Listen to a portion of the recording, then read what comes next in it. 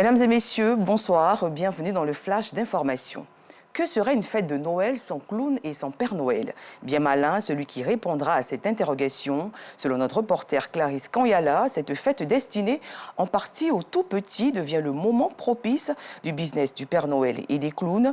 Des hommes et des femmes acceptent de se déguiser pour égayer, mettre l'ambiance dans les écoles, mais aussi dans les familles. Une période de vache grasse où les structures spécialisées en la matière se frottent véritablement les mains. Vous le verrez dans l'édition du soir. Si de nombreux business florissent en cette période de fête de fin d'année, le prix des transports grimpe au grand désarroi des populations. D'une commune à une autre, les tarifs ont explosé, passant parfois du simple au double. Les clients ne se retrouvent plus désabusés. Ils n'ont pas hésité à crier leur ras-le-bol au micro de Yacouba Koulibaly. Le reportage complet dans notre édition du soir.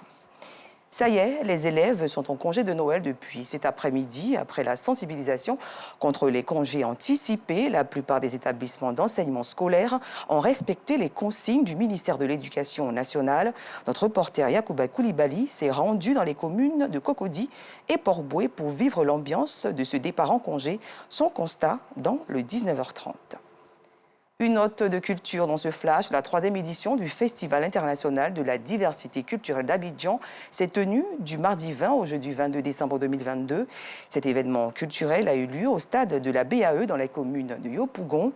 Une cérémonie riche en chants et danses, comme nous le montrera notre reporter Abdulaziz Guira dans le journal du soir. L'actualité africaine est dominée au Burkina Faso par l'expulsion de la coordinatrice résidente du système des Nations Unies. Barbara Monde s'est déclarée persona non grata sur le territoire du Burkina Faso. Ses propos émanent d'un communiqué du ministère des Affaires étrangères burkinabé, communiqué dans lequel il lui est même demandé de quitter le pays aujourd'hui, 23 décembre 2022.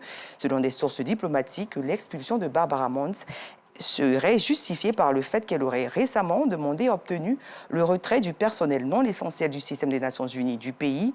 Il lui serait également reproché une tentative d'influence négative dans les affaires politiques du Burkina Faso.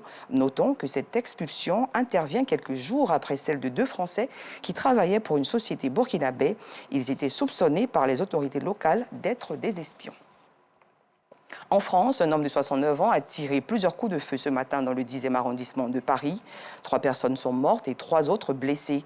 Le tireur, un ancien cheminot, a été interpellé puis conduit en urgence à l'hôpital.